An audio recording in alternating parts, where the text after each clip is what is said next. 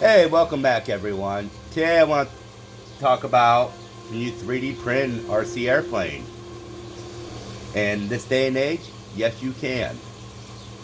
I have been printing them for probably about 6 months now, 6, 7 months now.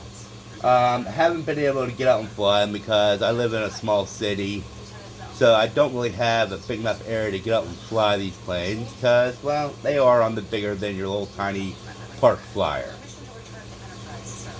I started off with doing eclipson airplanes. I tried their free plane and seen how I liked it before I started buying their files, which I do like them. And my newest one I'm doing now, trying now, is 3D lab prints planes, which is the blue one right there in the back. That's the fuselage, two parts for the fuselage for the F4U Corsair they have. Both companies have options where you can get both companies will give you the STL files, and they will also give you their preset G codes, which they have set up for a preset printer. But those files will print on pretty much any of your printers. I have printed them out on my Ender 3V2, my longer LK5, my Anycubic Mega X, my Anycubic Cobra, and my Anycubic Viper. Well, both the companies have really good. The prices are not bad. Some of them you can print out in regular PLA, like the ones I have here. Some of them you need to print out with a special filament called lightweight PLA, which I want to do a video on my experience with lightweight PLA soon. The planes I'm showing right now are pretty much printed all in PLA. The only thing difference is I did print the motor mounts because of possibly heat wise in PEGT, because PA will melt. Do not leave these planes sit out in the sun for like show wise. They will melt. So I'm going to go over the Eclipson ones first, and then I'll go over my experience with 3D print lab plane and stuff like that, and give you my honest reviews. Well, here's one of mine right now. A P-51D Mustang from Eclipson. Using only their preset G codes you can get from them. It's a nice little over 1 meter plane. The cargo door on it, the control door on it, it's a rubber band mount that hides all the electronics in it. Yeah, I know mine's a mess and I don't have the battery in it. This one I still have to put in the last of the servos and the retracts, which Eclipson on some of their planes actually have 3D printed retracts you can print for them. So all you need is a little servo, some steel rods, and a couple little fasteners, and you have retracts. And the parts for it, the servos, the motor, the propeller, because they're smaller size, are really decently cheap. Here's one of their planes now, the Type R, that actually I have the retracts installed in already. Don't mind my orange propeller, I plan on changing it up for a new one. You have to be careful with painting them because it does add weight. And while more weight makes it harder to fly, means you need more power and more chances for accidents. Lighter planes tend to fly more easily and stuff like that. But, and they're, 1 second. Their preset G codes they give you, this is off another plane, they're Type X. If you look at it, it's real thin wall. There's no infill in it. That's their custom supports and stuff like that. And it has a brim print. You have to remove that, of course. but it's very clean. And for the PLA ones, it's very sturdy. You drop it, you may break it because it is thin wall. But a lot of these things, you don't use up much filament. Most of these things use under, the eclipson ones are under a roll of filament. If that, most of them. They do like to use carbon fiber rods and carbon fiber tubes in their airplanes. Especially the wings to give it a little bit more support. And they do help with making it stronger, less chance of breaking or coming apart at a seam. But they can get pricey and sometimes more tricky to find. And like, if you have a local shop that actually sells these carbon fiber things in 1 meter lengths, it works great.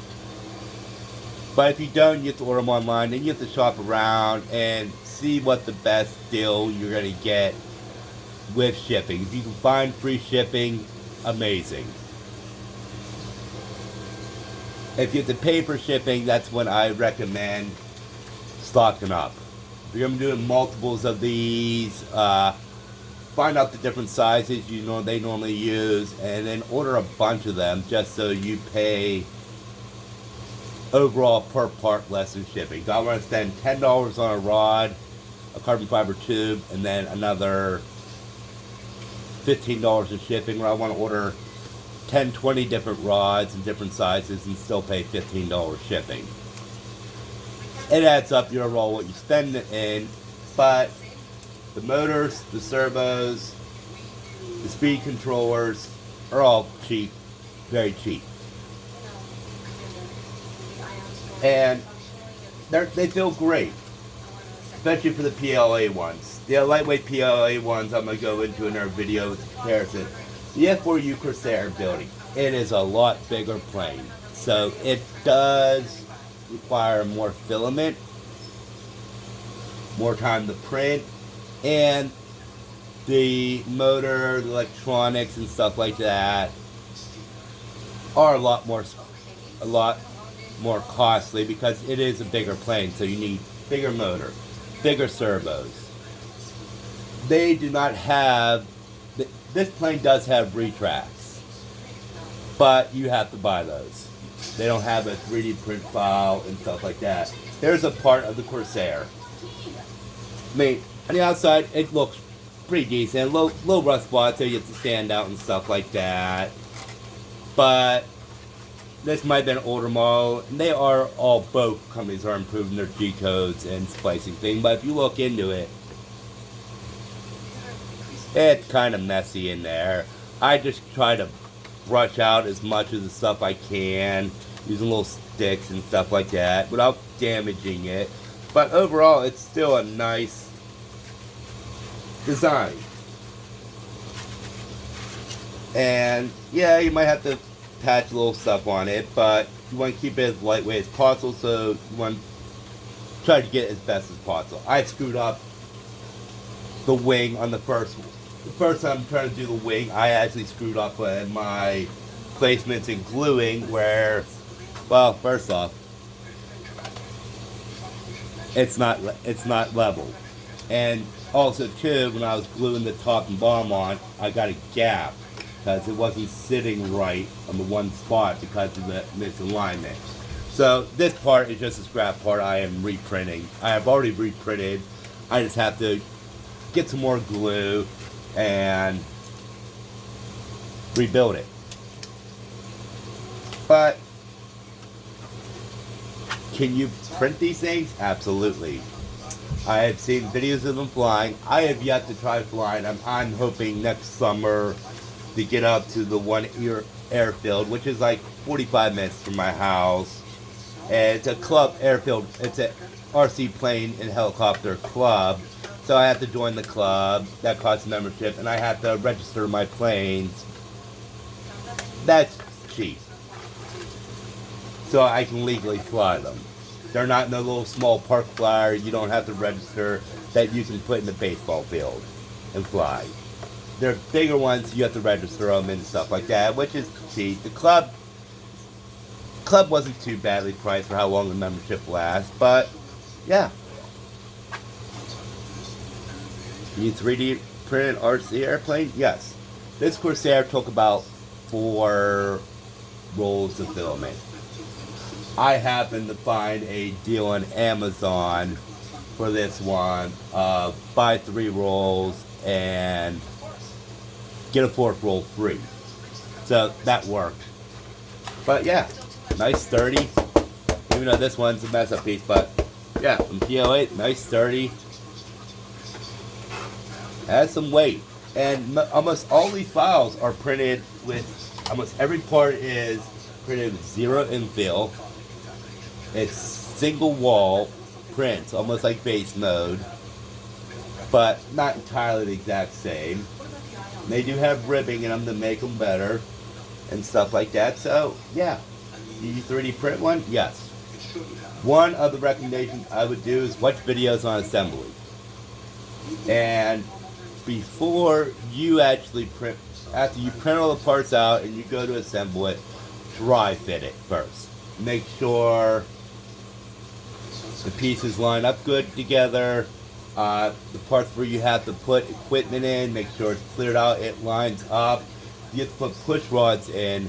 I recommend installing the push, like on the Mustang here, for the fuselage. The push rods in here that go from up here all the way down to here.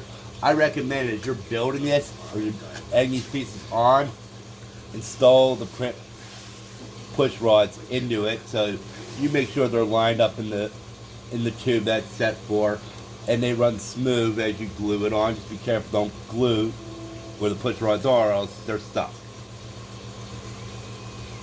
And yeah, you want to try something fun? 3D print yourself an RC airplane. Promise. If you like to fly, you'll enjoy it.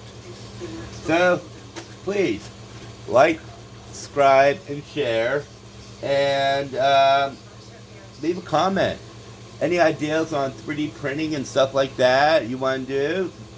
Reach out. I like to do reviews. I can talk about different filaments and different things I've picked up and learned along the way. And